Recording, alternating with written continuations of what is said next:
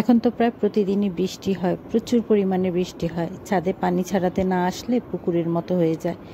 অনেক বেশি পাতা পড়ে তো, আর পাতা পড়ে জালিটা বন্ধ হয়ে যায়। গাছের পরিমাণও অনেক বেড়ে গিয়েছে, যার কারণে পাতাও অনেক বেশি ঝরে আর জালি বন্ধ হয়ে থাকে।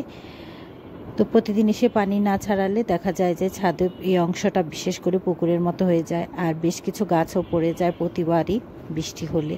তো আমাকে নিয়ম করেই ছাদে আসতে হয়। আমার খুব টেনশন হয় যখন বৃষ্টি পড়ে, যে না জানি কয়টা গাছ পড়ে গেল। পানি জমে থাকার চেয়েও বেশি টেনশন হয় গাছ পড়ে ডালপালা ভাঙলো কিনা, ফল পড়ে গেল কিনা, ফুল ঝরে গেল কিনা। তো দুপুরবেলা পানি ছাড়াতে এসে দেখে গিয়েছিলাম করম চায়ের ডালটা নুয়ে পড়েছে।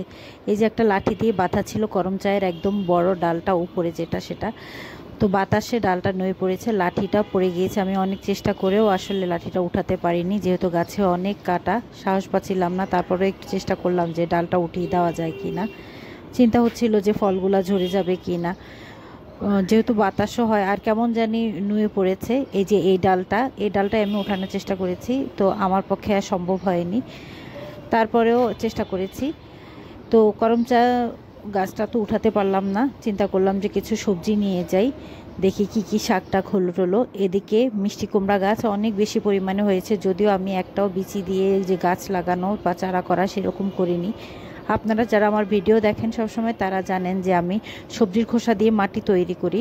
সবজির খোসার পরিমাণ বেশি থাকে, মাটির পরিমাণ কম থাকে। তো ওই সবজির খোসাতে মিষ্টি কুমড়ার বিচি ছিল, সেখান থেকে প্রচুর মিষ্টি কুমড়া হয়েছে। নিচে থেকে অনেকগুলো মিষ্টি কুমড়ার ডগা পাতা সহ আমি কেটে খেয়েও নিয়েছি।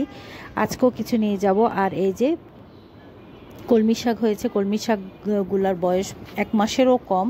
কলমি শাক খেয়ে শুধু গোড়ার অংশটা লাগিয়ে দিয়েছিলাম, তাতেই 2 ক্যারেটে এই পরিমাণ হয়েছে। আর এখানে হয়েছে অনেক থানকুনি পাতা আমার ছাদে অনেক আছে, তো এখান থেকেও কিছু নিয়ে যাব। পেয়ারা গাছের গোড়ায় থানকুনি পাতা দিয়েছি, তাহলে মাটিটা একটু ময়শ্চার থাকবে। আর কিছু কলমি শাক কেটে নিয়ে যাব, কারণ এগুলো কলমি শাক কচি খেতেই মজা। এখন যে পর্যায়ে আছে বেশি কচিও না বেশি বাতিও না। তো এখান থেকে আমি গোড়া থেকে যদি ডালগুলো কেটে নিয়ে যাই, আবার নতুন করে নিচে থেকে আবার ডাল হবে, মানে কলমি শাক হবে। তো একদম উপড়ে না ফেলে আমি কেটে নিয়ে যাব। তো আমি এখানে ক্যামেরাটা ফিট করার চেষ্টা করছি। আসলে ছাদে আমি একা থাকা, আমার ক্যামেরা ধরার মানুষ ছিল না। তো মোবাইলটাকে আমি পেয়ারা গাছের গোড়ায় দিয়ে অনেক চেষ্টা করছিলাম ঠিক করে দেওয়ার জন্য। আসলে আমি স্মৃতি করে রাখতে চাচ্ছিলাম আমার এই কলমি শাকগুলোকে। আমি নিজেই এই ভিডিও দেখে এত আনন্দ পেয়েছি পরে। আর সবসময় আমি দেখব মন চাইলে যে আমার ছাদে কলমি শাকগুলো কেমন হয়েছিল। এই আর কি, যারা বাগান করে তারা বুঝে, যারা একটা গাছ লাগায় তারা বুঝে যে একটা গাছে ফুল হলে কত আনন্দ লাগে, শাক হলে কত আনন্দ লাগে। তো আমার স্মৃতি করে রাখার জন্যই আমি আসলে ভিডিওটা করছিলাম, সাথে আপনাদের সাথে শেয়ার করব সেটা তো আছেই। যাই হোক, অনেক কষ্টে ক্যামেরাটা ঠিক করে আমি আসছি কলমি শাক কাটতে। তো কাটার এক পর্যায়ে দেখা গেল যে ক্যামেরাটা সরে গিয়েছে, সেটা আমি টেরও পাইনি। যাই হোক, তারপরেও আমি ক্লিপগুলো রেখেছি। এখন আমি কলমি শাকগুলো কেটে নিচ্ছি। আসলে এইসব ঝামেলার কারণে, মানে ভিডিও যদি কেউ করে দেয় সেক্ষেত্রে কিন্তু ভালো লাগে, আর ভিডিও কেউ না করলে ঝামেলা মনে হয়। আর আমার ধৈর্য একটু কম, ধৈর্য কুলায় না। যাই হোক, 1 ক্যারেটে আমি প্রায় যে এতগুলা কলমি শাক পেয়েছি। এখন আমি দ্বিতীয় ক্যারেটের কলমি শাকগুলাও কেটে নিব।